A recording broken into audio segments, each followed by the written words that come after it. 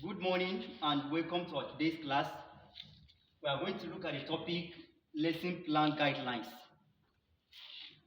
Yes, the name may be bulky, but I want to assure you I'm going to explain it in just 10 minutes. So, what is lesson plan guideline? We're talking about what a teacher needs to do before he walks into a class. So, for a teacher to go into a class and deliver a successful lesson, he must have to plan. And when we're talking about lesson plan, there are guidelines, there are steps on how a teacher should sit down to plan his lesson, so that when he goes into the class, he follows his steps sequentially and he arrives at his objective, and at the end is able to understand if really his objectives are being achieved or not. So in planning a lesson, there are steps that you need to consider. The number one step is what we call general information. General information.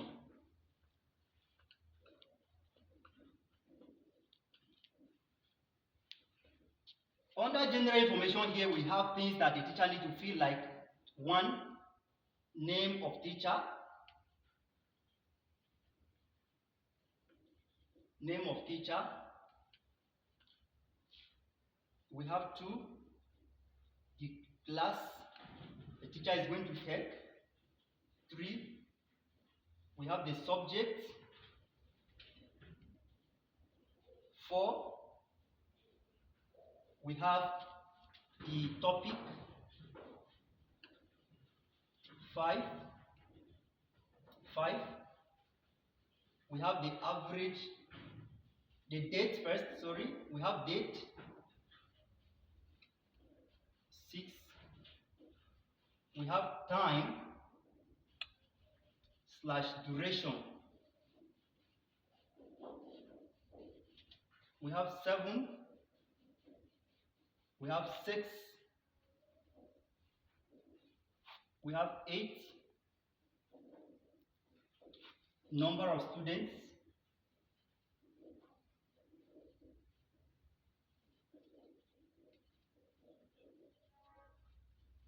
Number of students, we have 9, which is the instructional material.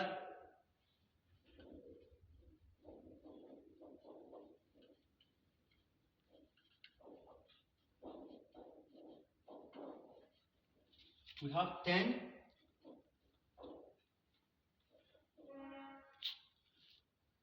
method of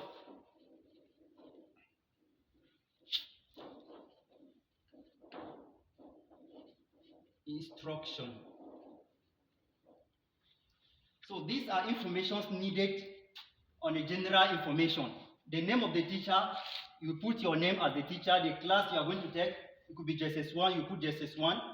The subject you are going to take, the topic, the date in which the class is going to take place, the time and duration.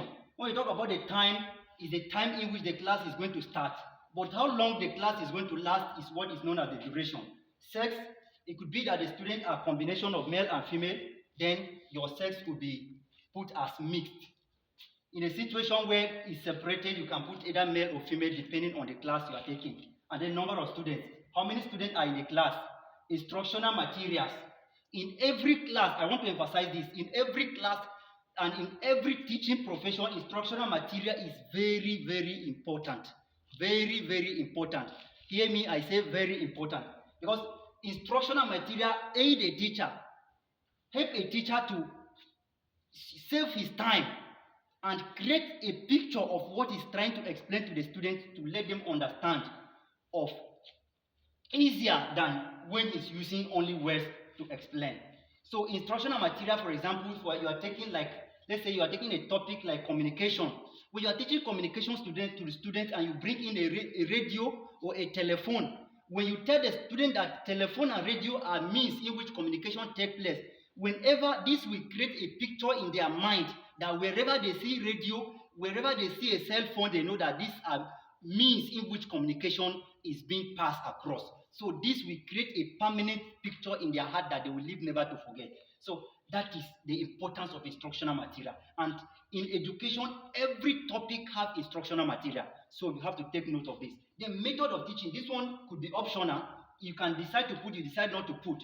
When we're talking about method of teaching, There are many methods that lesson can be delivered. You can use drama method where you bring out students to form them, to make a dramatize, to act like a play. You can use discussion method, just as I'm using now. I'm using discussion method. You can use. There are so many methods you can use in teaching, but this one, as I've said, under your general information is optional. You can put it. You can decide not to put it. Then, what is the second step in lesson plan? The second step is behavioral objective. That is two, behavioral objectives.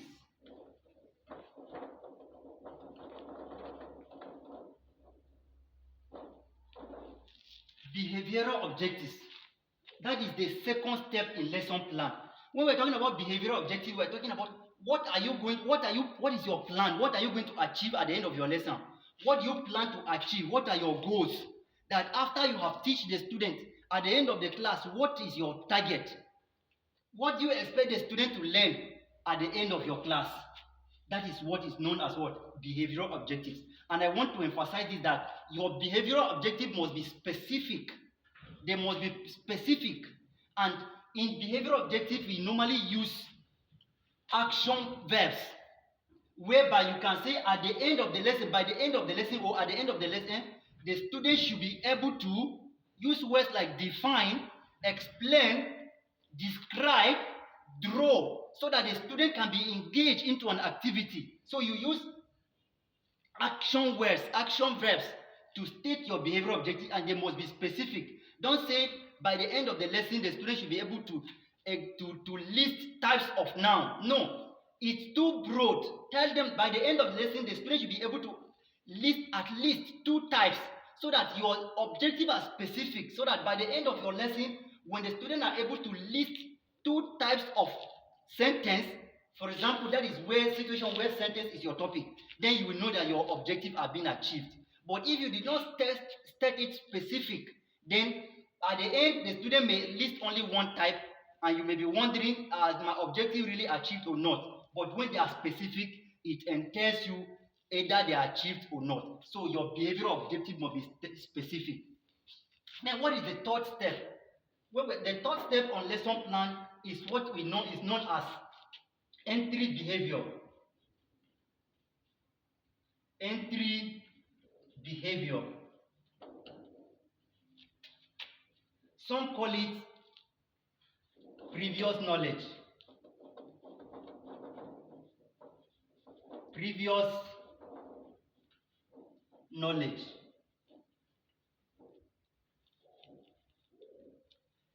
Entry behavior or previous knowledge, they are still referring to the same thing.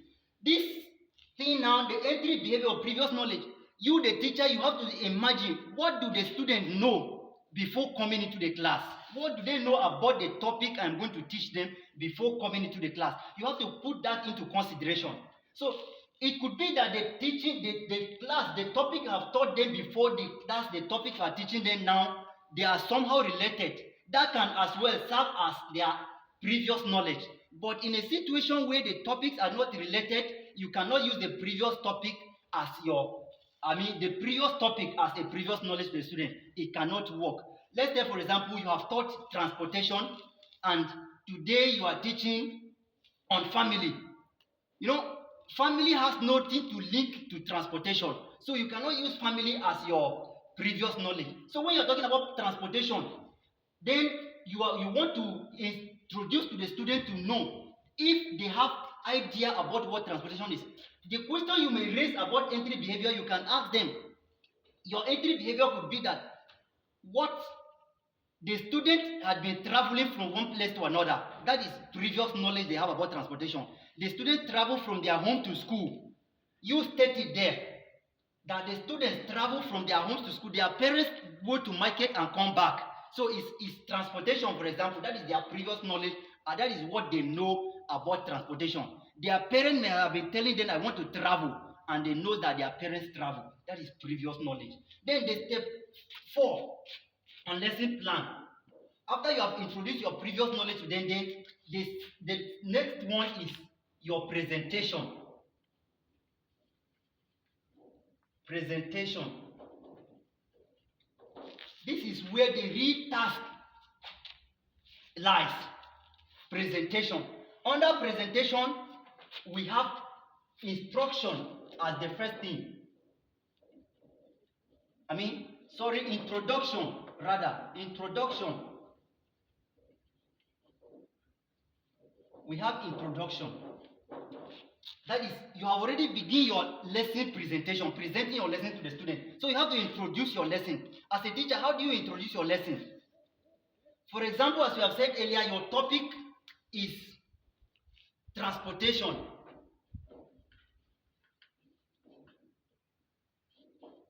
Your topic is transportation. So for you to introduce your lesson to your student, you ask them, how do you come to school? It's possible some their parents have brought them through a car, some have come on their feet, some came through bike, and several means that they have transported themselves from their families to the school. So you ask them, when you ask them in your introduction, you ask them, how do you come to school? On what means do you come to school? Some may probably tell you, my father brought me on a car, my father brought me on a bike, I came on my feet, and that you will tell them that is what transportation is all about. You have already what? Introduce your lesson to the student. And then after your introduction, then you will have you now take step 1. That is, we are still on presentation. On presentation, after introduction, we have you can take your lesson from step 1, step 2, step 3, depending on the topic you are taking, even up to step 4. But your steps should at least be up to 3, and they should not be more than 5. They should not be more than 5. They should be minimum of 3 and maximum of 5. So in your step 1, for example, you are taking transportation. Step 1, the teacher defines transportation. Then you give the student the definition of transportation.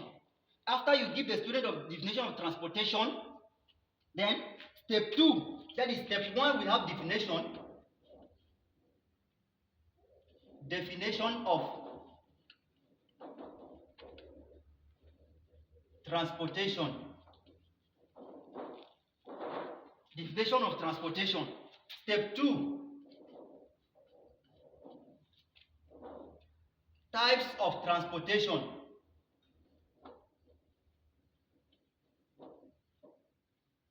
Types of transportation.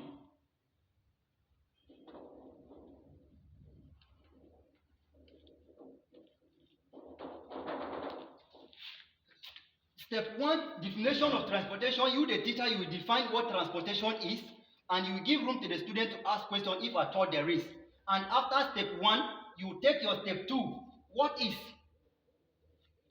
are the types of transportation? You will list the types of transportation for the student in your step 2 and your lesson presentation. After you have introduced, you will take step 1, step 2. Then, if your lesson goes to step 3, still on the topic transportation,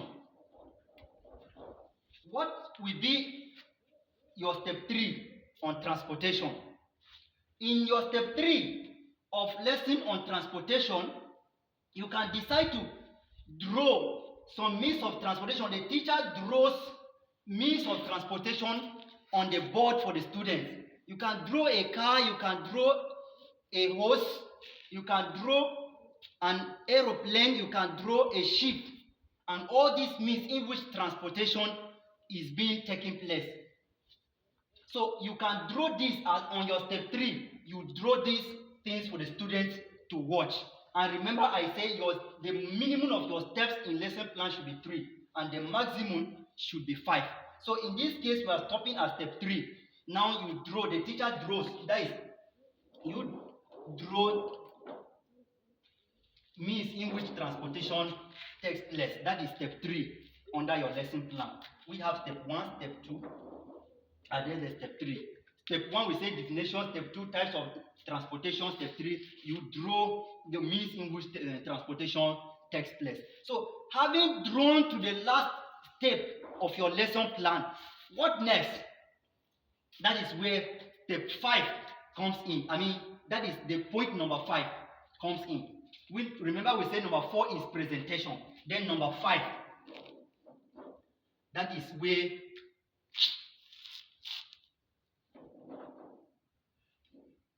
evaluation.